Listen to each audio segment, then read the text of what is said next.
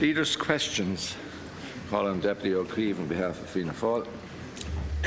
Tánaiste, the private pension levy is already causing severe hardship to pensioners, and of course will have a huge effect on pensioners in the future. And the workers or pensioners from Tara Mines who were outside the gates here recently outlined very, very clearly the effect that this measure will have on them. I also am aware, as a former Minister of Social Welfare, that pensions were already under pressure due to the world downturn. And of course all you have done is added to the pressure on pensioners, against the advice of the Pensions Board and the advice of the officials in the Department of Social Protection and the advice of the officials in the Department of Finance. Now, your excuse for this pension levy was that you were going to create jobs with it. However, it was confirmed by the Minister of Finance yesterday that just over half of the money this year collected by the pension levy will be used for job creation. And I have a very, very simple question for you today, and that is, I want to know, will you be bringing in legislation to refund to the pensioners the money that was taken off them by this government on false pretences? Thank you, Deputy. Well, what this government has had to do, Deputy, is to undo the mess that you and your colleagues did prior to the general election. In case you have, forgotten, chance, please, to answer. Thank you very much. In case you have forgotten, sorry, would you please? In case you have forgotten, Deputy O'Keefe, the huge number of people out of work.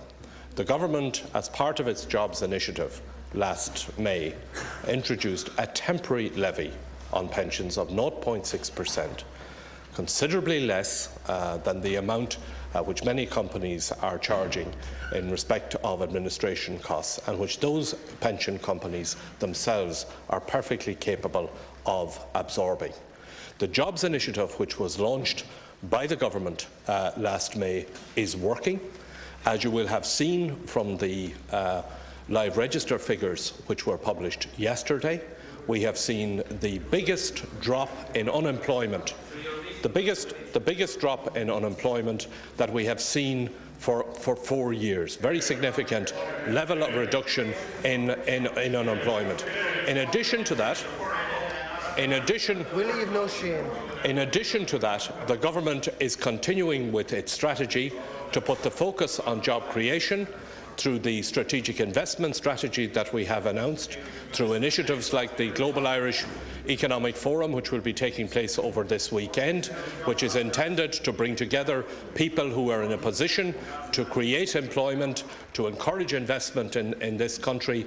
The pensions levy is a temporary measure which is designed to fund the jobs initiative, which has already shown that it is working, both in respect of reducing the numbers of people who are unemployed and in creating jobs in this country, which is the priority for this government and which is the way to economic recovery.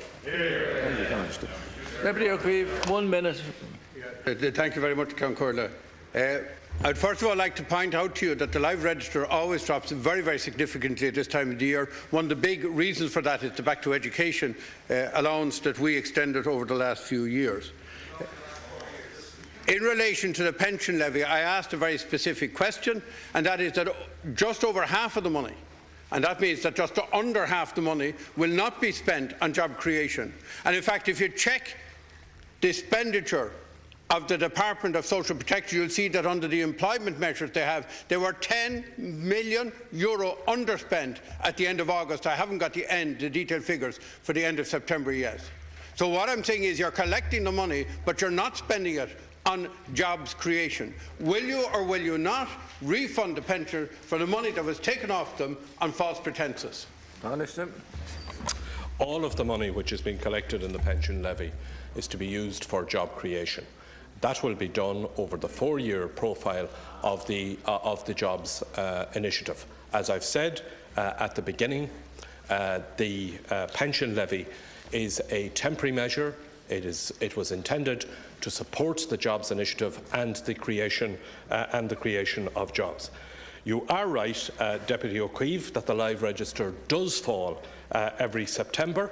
However, the fall this month, this September, is the highest recorded in any single month, surpassing the previous, which was in September of 2010, and it is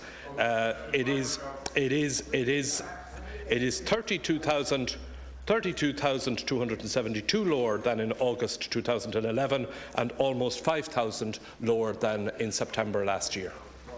Deputy MacDonald. Deputy MacDonald, please. Yeah, thank you. Please,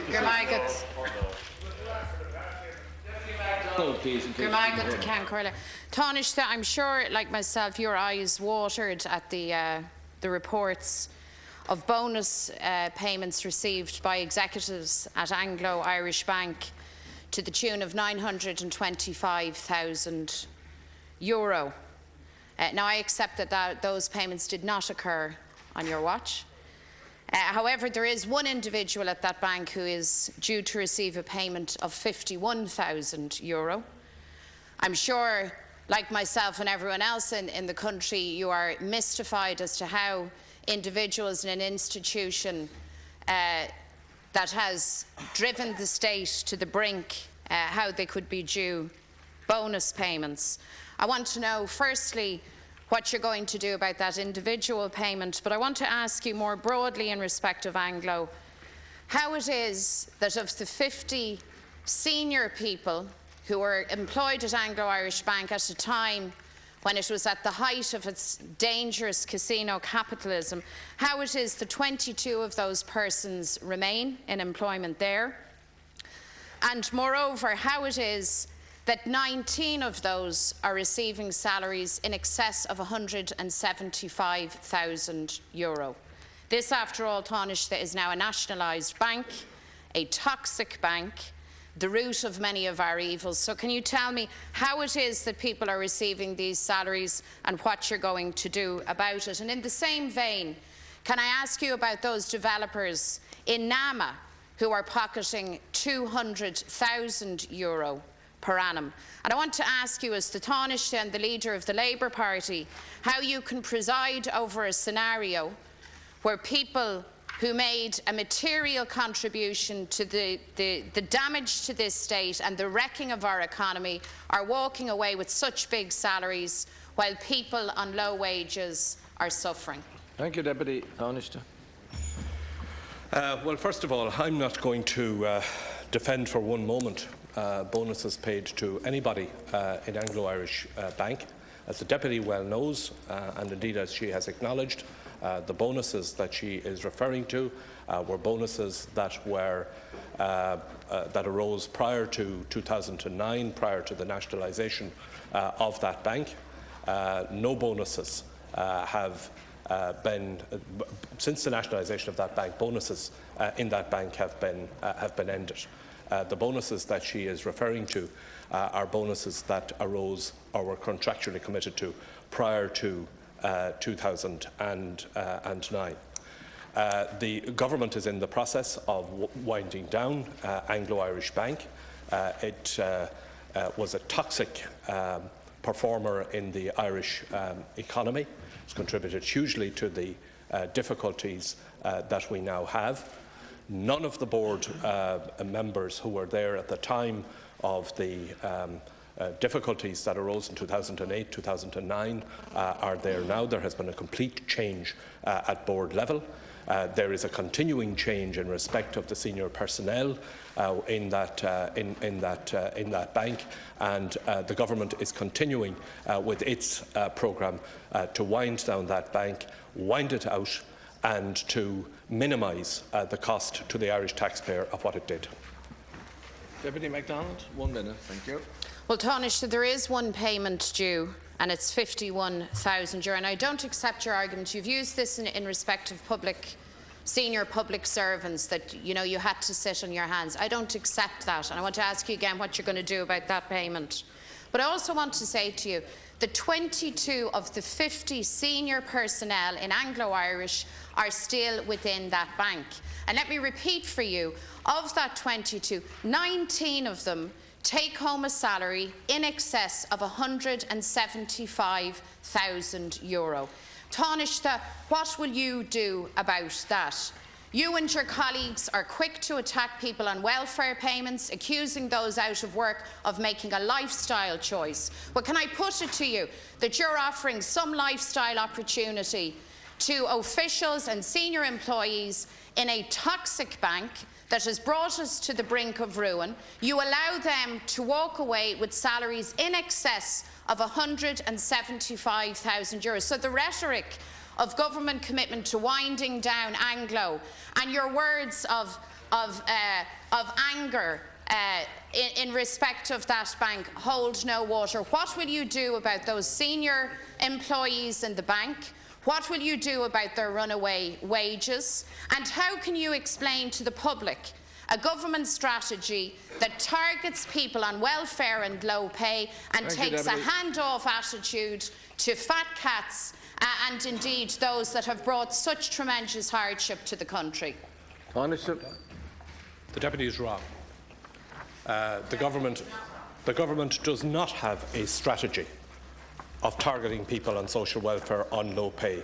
On the contrary, Deputy, this government is defending and supporting those who have lost their jobs and who have found themselves on social welfare payments and people on low pay.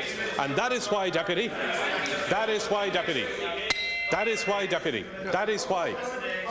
That is why, Deputy, we reversed the cut in the minimum wage. That is why we are introducing legislation to reinstate the GLC and regulated employment agreements. And that is why this government will ensure that those who have lost jobs, who are dependent on welfare payments, people who are on low pay will be defended and will be protected, and that there will be fairness to it. Now, Deputy, let's tell the story a different way, because grandstanding about this won't solve the problem. Of the 50 people, please be quiet. Thank you. Of the 50 people who were at senior level in Anglo-Irish Bank prior to nationalisation, 28 are gone, and the government is continuing with its programme to wind down that bank. Of those who are at board level, at that stage, all of them are gone. This government will not stand over the featherbedding of anybody in any part of the banking system. The government is winding down Anglo-Irish Bank, and you can be assured, and the people of this country can be assured, that this government will act fairly and proportionately to everybody. And your assertion, and this kind of assertion that you make, that somehow this government is not supporting people on low pay, but that there's a different rule for people who are on high pay, that is not borne out by the facts. We're winding down that bank, and we will continue to do that, and we will complete it. Thank you. Now, would you please, listen, would you? Deputy Buttimer, you're at it again, please. Now listen, would you please, listen to me? We live in a democracy, and if somebody asks a question, the person who's asked the question is entitled to give the answer. And equally the person who's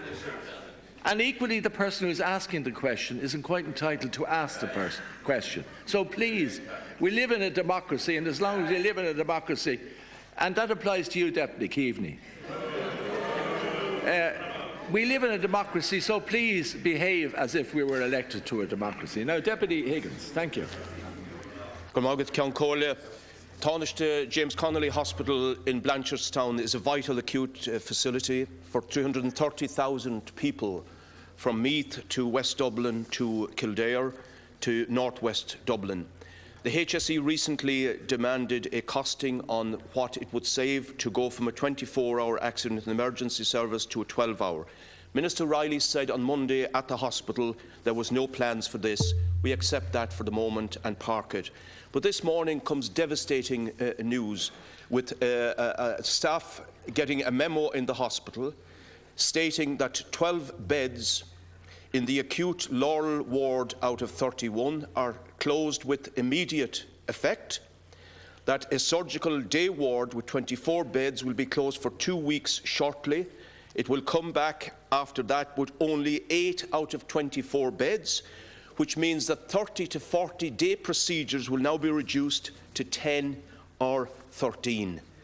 Tánaiste, this is devastating news for the staff in the hospital, for the patients, and particularly for those suffering on waiting lists. This arises from the most draconian cuts. From 2009, the hospital had a budget of 104 million. This year, 84 million, a devastating cut of 20%. The HSE acknowledges that this is one of the best and most efficient hospitals in the country.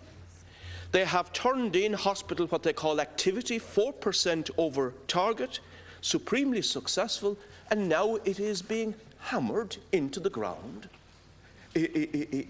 with huge consequences in terms of the sick and suffering languishing longer on waiting lists. Tánaiste, can you be serious in standing over this devastation of this facility, like in other parts of the country, named incidentally after a great socialist, James Connolly, and at the same time 17 billion, we are told last week in a parliamentary reply, in interest payments alone Can we have the question to now, the please? Anglo-Irish bank bondholders in the next 20 years, on top of the 30 billion of the bailout. Isn't that absolutely breathtaking? Thank you, Deputy. Can I ask you to demand the immediate reversal of these cuts to this critical hospital facility? Thank you, Deputy. Tánaiste? Well, as Deputy Higgins said, he referred to a circular which was issued to staff, I understand, this morning. No, I haven't seen that circular, and I don't know what's in it, and I don't know how. I don't know. No, you told me your version of it, and you described it. You described it. You described it. No, you described it. You described it. For the answer, thanks very much. You described it. You described it in apocalyptic terms, as normal, as devastating. Now let's calm down here now, Deputy Higgins. As you acknowledged, the Minister for Health assured you that the 24-hour accident and emergency service would remain at that hospital, and you've acknowledged that. All hospitals obviously have to operate within their budgets. The government's policy is to ensure that hospitals operate and function in the way that best serves the patients. That means, Deputy, that there will be changes, from time to time in the way in which services are provided in individual hospitals. It will mean that there will be changes as between hospitals as to what procedures are performed in one hospital as against another. That in turn will mean that there will be implications for what wards are used, what numbers of beds are used in a particular unit of a hospital, and so on. I think what we have to do is we have to look at the overall level of service here. This is an issue that the Health Committee of the Government was considering yesterday, how the best service can be provided to the patients of this country, to people who need our hospital services in a way that is cost-effective, in a way also that is managed in the most efficient way possible. That obviously is something that has to be addressed by the management in individual hospitals, including the management of James Connolly Hospital, which you acknowledge is a very fine hospital and provides very fine services. But to represent the situation as though there was some kind of a government agenda about closing down hospitals and closing down hospital services, nothing could be further from the truth. What the government is seeking to do is to ensure that the patients of this country get the best possible hospital service, the best possible health service within the limited resources that are now available to us. Thank you. Deputy Higgins. I said nothing about closing down the hospital. Yes. You waffled around the issue. What happened to your outrage when you were sitting over there about the devastating effect of health cutbacks, the suffering on the waiting lists, the fact of working class people, ordinary working people and middle and lower income who can't afford private insurance? What happened about your concern for them? The fact is that the budget is set arbitrarily. A cut of 20 million is absolutely devastating. And it's not any good to talk about an overall level of service, hinting that perhaps some other hospital like Beaumont can provide this. Beaumont and the Mater are already under the most devastating pressure. And yes, it is apocalyptic if you are waiting for these procedures, and now you have a wholesale lessening of services. That is grievous suffering and huge pressure on the staff. And we have your supplementary question now, please. I would remind you that doctors who take very seriously their responsibility in Blanchardstown have delivered massively, have written to us, public reps, and to you two colleagues, Minister Burton and Varadkar, who are betraying the hospital, to say we cannot guarantee that it will be safe to continue with this level of cuts. Now, Tánaiste, again I ask you, will you recalibrate the balance? Stop paying some of this disgusting interest to European gamblers and reverse the cuts to Blanchardstown, to other hospitals I can say as well, but particularly in this case, because I'm addressing it this morning, to Blanchardstown Hospital, a critical facility for a critical part of the Greater Dublin, Kildare and Meath areas. Tánaiste. Well, first of all, can I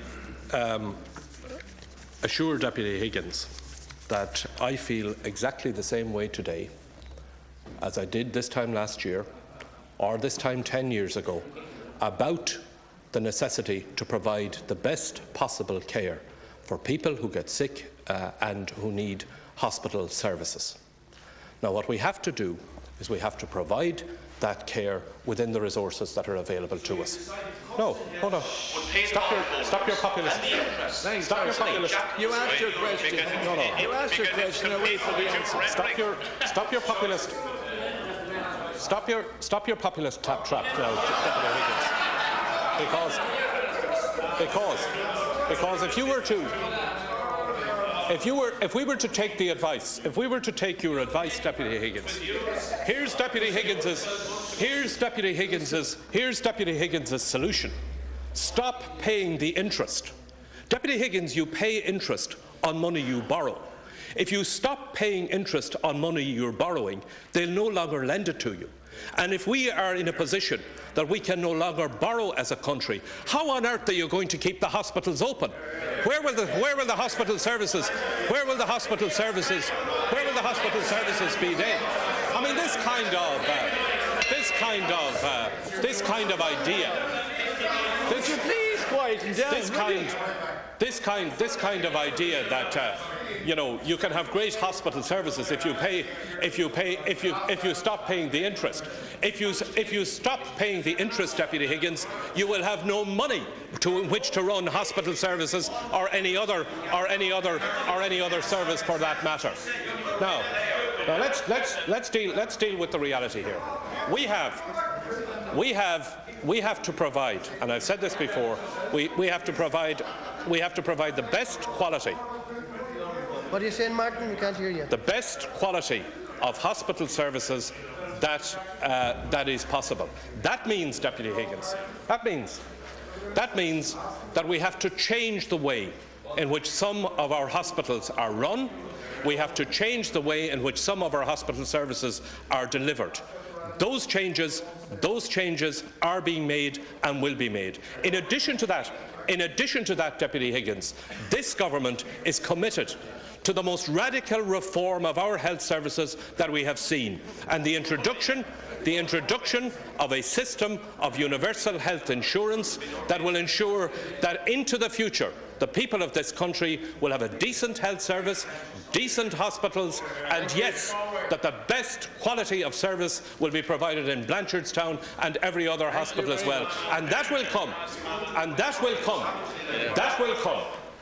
come not by making the kind of great, outlandish broad, grandstanding kind of statements that you're making, Deputy Higgins. It will be done by this government doing its job, making sure that the economy recovers and making sure that we implement the reforms in the health service and in our public services that will deliver the best quality of service to the patient. Thank you.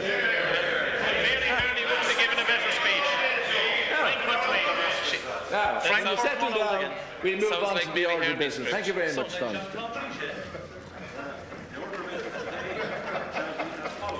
Number 1. Road Traffic Number 2 Bill 2011, second stage resumed. Number 4, Patents Amendment Bill 2011, order for second stage and second stage. It is proposed, notwithstanding anything in standing orders, that in relation to the Industrial Relations Amendment Number 2 Bill 2011, the second stage of which shall be considered tomorrow, the following arrangements shall apply. The opening speech of the main spokespersons for Sinn Féin, Fianna Fáil, the technical group and of a Minister or Minister of State who shall be called upon in that order shall not exceed 15 minutes in each case. The speech of other members called upon shall not exceed 15 minutes in each case. Members may share time. A Minister or Minister of State who may speak twice shall be called upon not later than 1 p.m. to make a speech which shall not exceed 15 minutes, and the main spokesperson for Sinn Féin shall be called upon to make a speech in reply which shall not exceed 15 minutes. Thank you, Tánaiste. There's one.